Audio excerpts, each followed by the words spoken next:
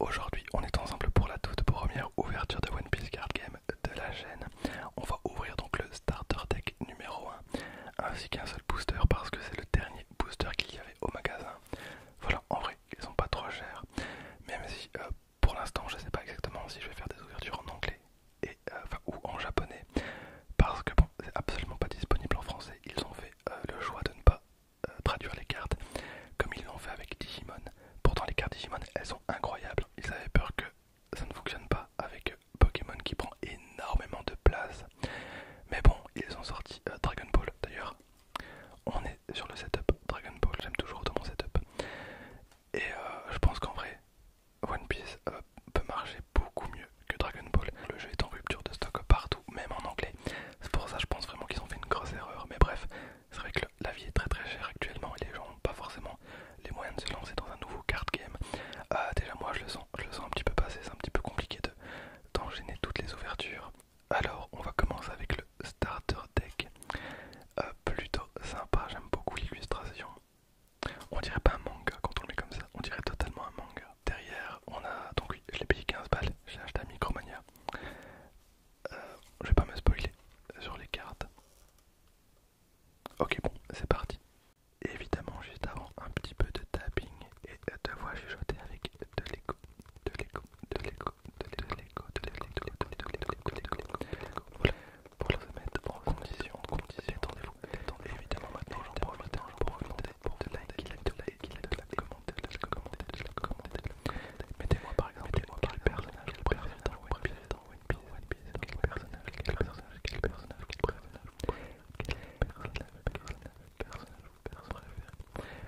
Moi, c'est compliqué. Je pense que j'hésite beaucoup trop entre Zoro et Franky, parce qu'il est trop classe, trop classe. Ok, bon, bah c'est parti.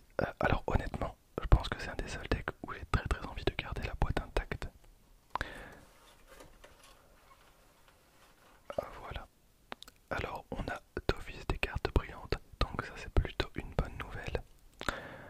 Pour l'arrière des cartes, eh ben, écoutez, je suis plutôt convaincu. J'aime bien le fait qu'ils aient changé le logo, parce que le logo de One Piece il est un petit peu vieilli. Donc vraiment le logo là j'aime beaucoup, beaucoup. Il est très sobre. Donc ok. Alors je sais pas dans quel sens. Il faut regarder. Là on a des bonus. Donc pour avoir des dégâts supplémentaires j'imagine. Ok, on commence avec la toute première carte. Donc Monkey D. Luffy. Ok, c'est un caillou. La carte est très très jolie. Alors, je me suis pas spoil, on découvre vraiment ça ensemble. J'imagine que dans ce deck là, on va voir tout l'équipage du chapeau de paille. Ça sera vraiment trop bien. Donc là encore un Luffy plutôt déter. Donc avec le fond de la carte qui est en brillant, en surbrillance, alors que le personnage principal pas du tout. Donc ça donne un petit effet. C'est plutôt sympa. Donc je les mettrai sous pochette juste après parce que j'ai pas pensé en prendre.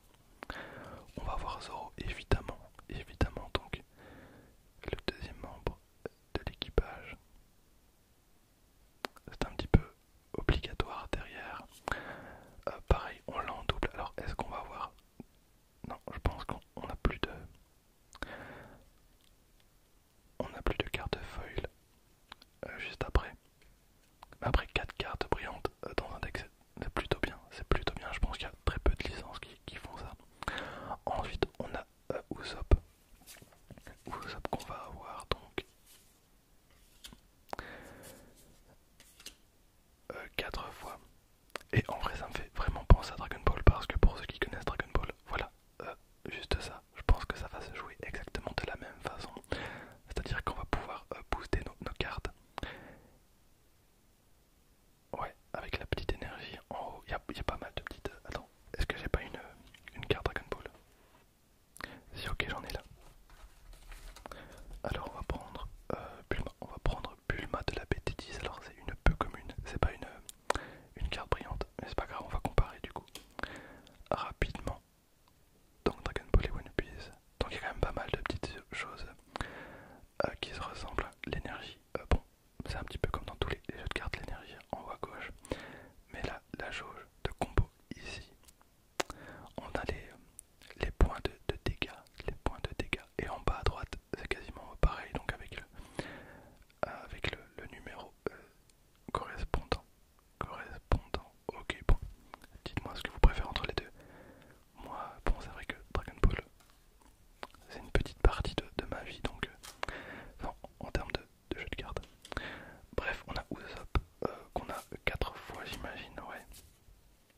Ok, on continue avec Galou. Alors, par contre, là, c'est ultra moche parce que ça ne sert strictement à rien.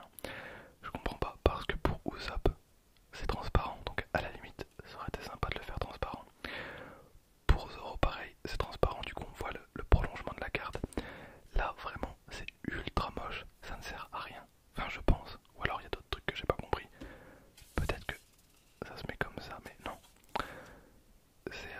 C'est vraiment moche. Donc, un personnage d'Alabasta. Alabasta, c'est cool à regarder une fois. Mais quand j'ai recommencé One Piece, Alabasta, je pense que je l'ai skip parce que c'était vraiment long. C'est dommage d'avoir 4 fois cette carte là. J'aime pas du tout. Donc on a Sanji et qu'on va avoir, j'imagine, 4 fois.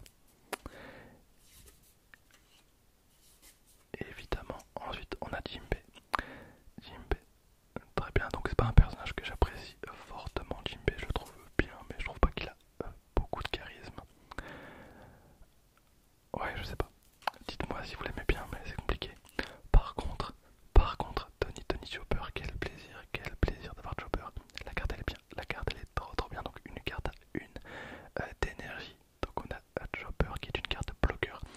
C'est totalement Dragon Ball. C'est totalement Dragon Ball. Donc on a Chopper en bloqueur. 4 fois j'imagine. Voilà, la carte elle est belle. La carte elle est très belle. Pareil, Nami, en fait on a vraiment Galou qui s'est perdu dans le deck, clairement. On a Nami. Donc activation principale. Une carte à une d'énergie. Et évidemment on a Nico Robin.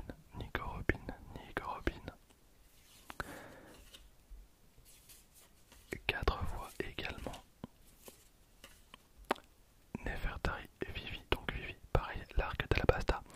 Et bah là voilà, on n'a même pas les trucs en.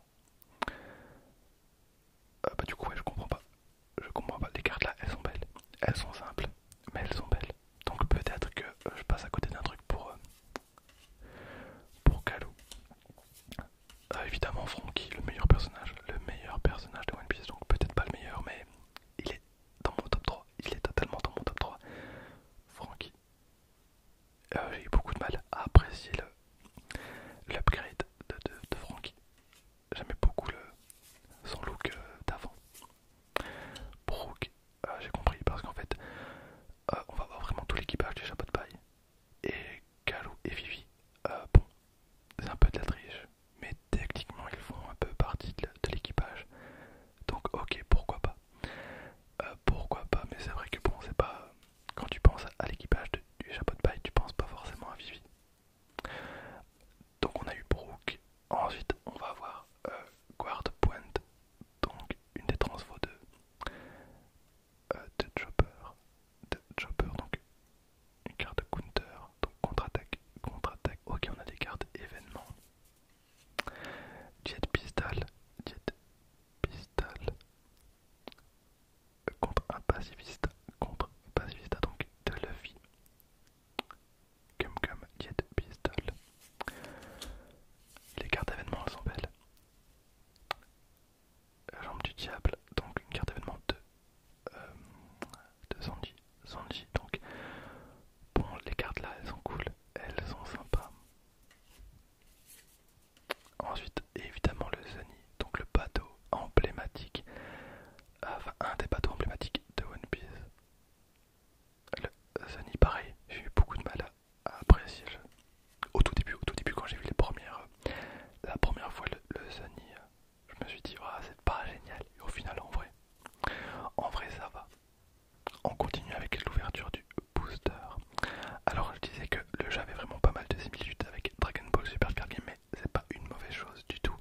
Comme je l'ai dit, Dragon Ball Super Card Game c'est vraiment pour moi un des meilleurs jeux, un des meilleurs card games qui existent en termes de mécanique. Alors on a 120 cartes, donc c'est pas énorme comme